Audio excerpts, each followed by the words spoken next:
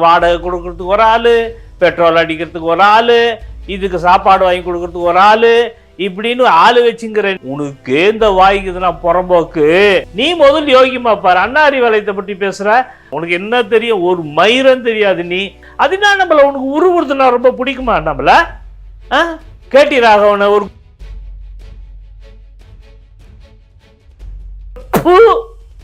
தொட்டு கூட பார்க்க முடியாது அந்த அறிவாலயத்தினுடைய.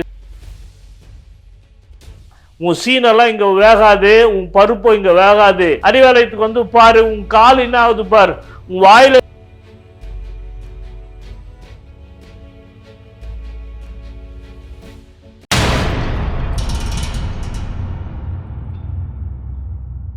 மைச்சென்னை நேயர்களுக்கு என்னுடைய அன்பான வணக்கத்தை தெரிவித்துக் கொள்கிறேன்.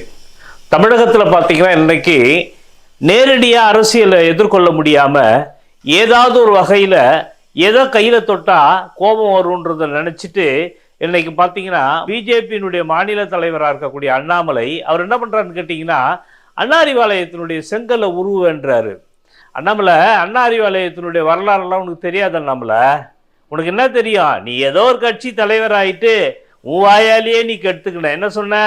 எனக்கு வாடகை கொடுக்கறதுக்கு ஒரு ஆளு, பெட்ரோல் அடிக்கிறதுக்கு ஒரு ஆளு, இதுக்கு சாப்பாடு வாங்கி கொடுக்கறதுக்கு ஒரு ஆளு, இப்படின்னு ஆளு வச்சுங்கிற நீ. உனக்கு இந்த வாய்க்குதுன்னா புறம்போக்கு. இந்த அண்ணா அறிவாலயத்தை கட்டினதுக்கு வரலாறுலாங்குதுடா தம்பி. உனக்கு என்னடா தெரியும்? உனக்கு ஏதோ போலீஸ்ல இருந்தா போலீஸ்ல திருட்டுத்தனம் பண்ணிட்டு உனக்கு அடிச்சு தெரித்திட்டாங்க, நீ ஏன் எழுதி கொடுத்துட்டு வந்துட்டேன்னு நீ சொல்லினுக்கிற. உன் யோகியதெல்லாம் எங்களுக்கு தெரியாதா? நீ முதல் யோகிமா பாரு. அண்ணா அறிவாலயத்தை பற்றி பேசுற. அண்ணா அறிவாலயத்தில் செங்கல் ஒவ்வொன்றும் ஒவ்வொரு கட்சிக்காரனுடைய உழைப்புக்குதுடா. ஒவ்வொரு கட்சிக்காரனுடைய ரத்தம் இருக்கு, வேர்வை இருக்கு. கலைஞர் எப்படி உருவாக்கணும் தெரியுமா? இவங்களுக்கு என்னன்னு கேட்டீங்கன்னா திமுக வளர்ந்து வருகிற நேரத்தில் என்ன பண்ணுவான்னு கேட்டீங்கன்னா சட்டு என்ன பண்ணுவானுங்க, ஒன்று அறிவாலயன்னுவானுங்க, இல்லைன்னா முரசொலின்னுவானுங்க. இதை கையில் எடுத்துக்குவானுங்க. இது வந்து எம்ஜிஆர் காலத்தில் 85லேயே பார்த்தீங்கன்னா சட்டமன்ற அலுவலகம் பார்த்தீங்கன்னா ராஜாஜி ஹாலில் இருக்கும்போது சட்டமன்ற அலுவலகத்தை காலி பண்ணணும்னு சொல்லி எம்ஜிஆர் ஒரு முடிவு எடுத்தாரு. அப்பவே எம்ஜிஆரே சந்திச்சோம். எம்ஜிஆர் இப்போ என்ன பண்ணாருன்னு கேட்டீங்கன்னா கைது பண்ண வச்சாரு. கைது பண்ண வச்சுட்டு உள்ள இருக்கக்கூடிய பொருளெல்லாம் தூக்கி வெளியே போட்டு உடைக்க வச்சாங்க. இதெல்லாம் பார்த்து நாங்கள் பயந்துட்டோமா? நம்மள அண்ணா அறிவாலயம் என்ற மிகப்பெரிய கட்டடத்தை உருவாக்குறதுக்கு யார் பெருமை தெரியுமா? கலைஞர் ஒன்று என்கின்ற ஒரு தனி மனிதன். அந்த மனிதனுடைய உழைப்பு சாதாரணமா நினைக்காத. ஊருதோறும் போனாரு, ஒவ்வொரு கிளை கழகத்திலும் கொடி ஏத்தினாரு. கட்சி கொடி ஏத்தி அவன் கொடுக்கிற நிதியை கொண்டு வந்து அண்ணா அறிவாலயம் கட்டினார். தெரியுமா உனக்கு? நீனும் சாதாரணமா சொல்ற. அண்ணா அறிவாலயம் கட்சி அலுவலகம் மட்டும் கிடையாது ராஜா. அண்ணா அறிவாலயத்துக்கு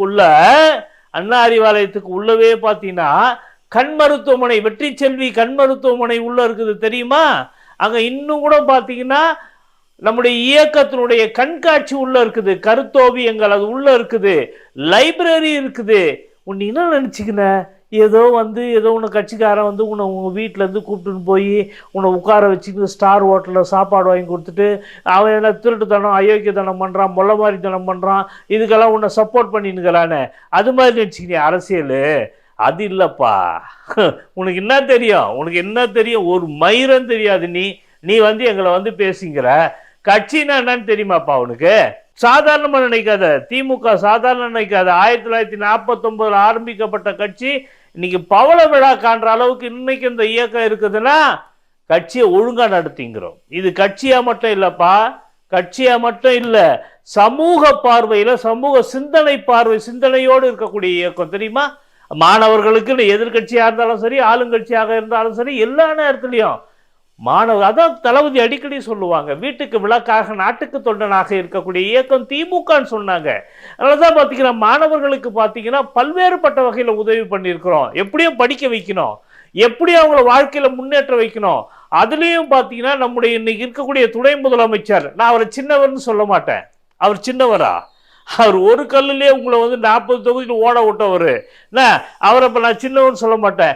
அவர் வந்ததுக்கு அப்புறம் இன்னைக்கு பார்த்தீங்கன்னா விளையாட்டு போட்டியில் பார்த்தீங்கன்னா எங்கேயோ எடுத்தும் போயிட்டாரு.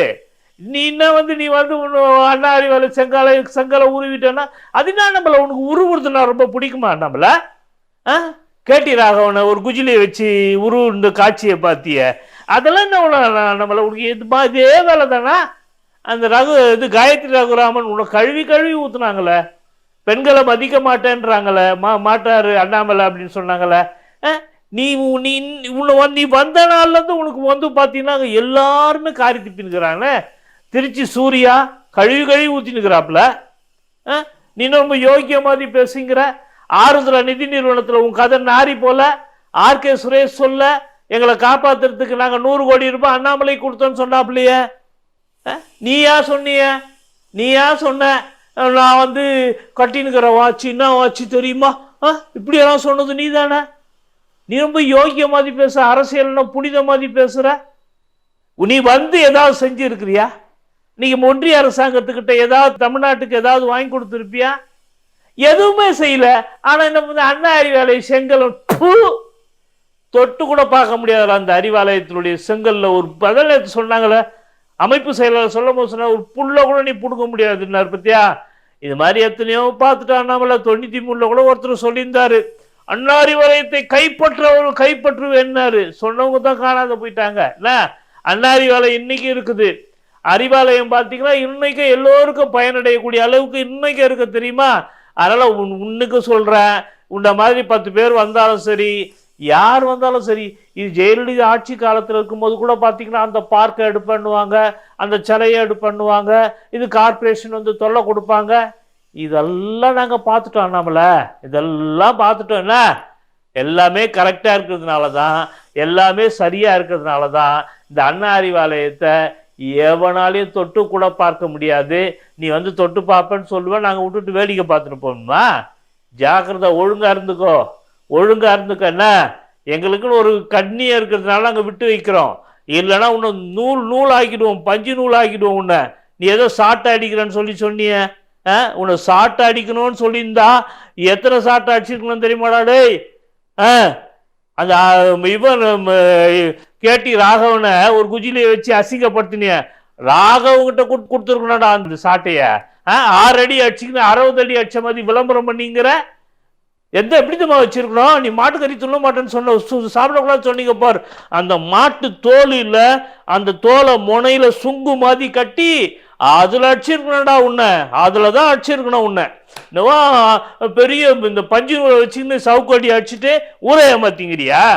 இப்பெல்லாம் கண்ணா எல்லா விஷயமே வெளியே வந்துடும். நீ நினச்சிக்கினியா எப்படி ஏமாத்திடலாம்? சும்மானா அந்த அப்படி அடிக்கிற மாதிரி சீன் போட்டு ஏமாத்திடலாம் நீ நினச்சி அடிக்கிறவன் நடு ரோட்டில் வந்து அடிச்சிருக்க வேண்டித்தானடா.